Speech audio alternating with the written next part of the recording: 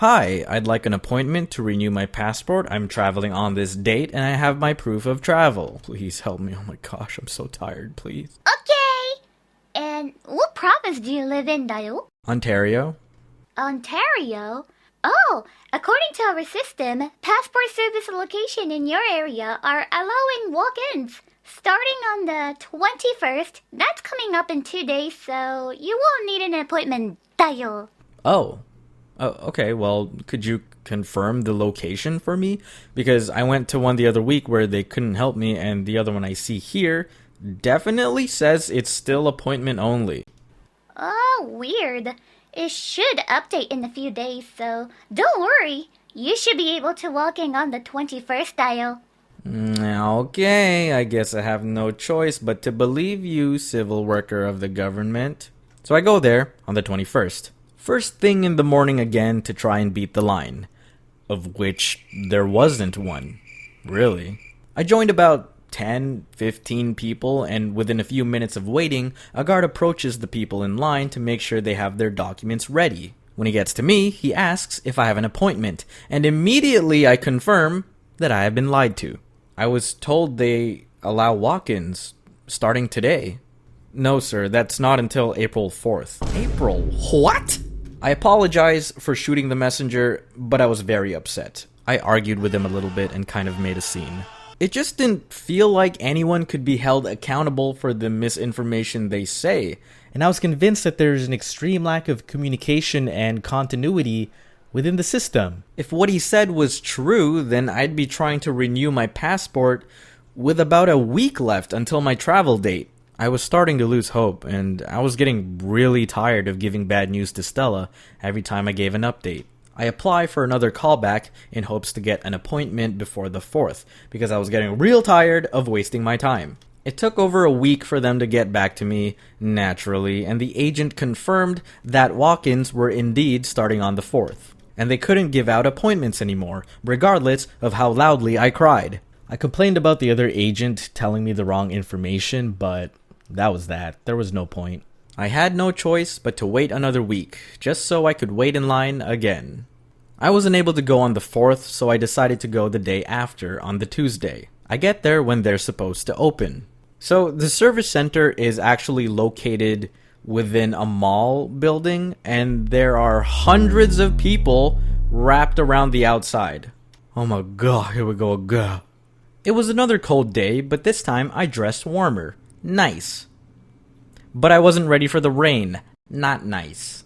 I think it was about 2 hours in when they had people come out and start handing out tickets, much like what the other location did in order to cut off the line. They got to about, 20 people ahead of me when they stopped and told the rest of us to go home. A horde of people formed around the messenger, asking questions, pleading desperately to let them in. Me, being among them, asked if there was really nothing that could be done to help us. She simply said, try again tomorrow, and arrive even earlier. Okay, let me just sit down right here for a few minutes and cry. In hindsight, I probably should have just started camping out from then and hope I'd be the first one in line the next day. But I was very tired. Tomorrow rolls in and I head back to the passport center again, 2 hours before they open. Upon entering the parking lot, I nearly shit my pants when I saw that the line was even longer than yesterday. But upon closer inspection, people were just more spread out because many of them look like they've been camping there for hours. Literally, people had tents. So I joined the line, hoping it'll be the last time I do. 2 hours pass, and they open the doors. The line compresses to half of what it was. Shortly after, a worker comes out to ensure people have their documents, and of course, many didn't, and the line shrinks a few percent more. Now, I wasn't expecting to form bonds that day, but I came to learn a lot about my brothers and sisters in line.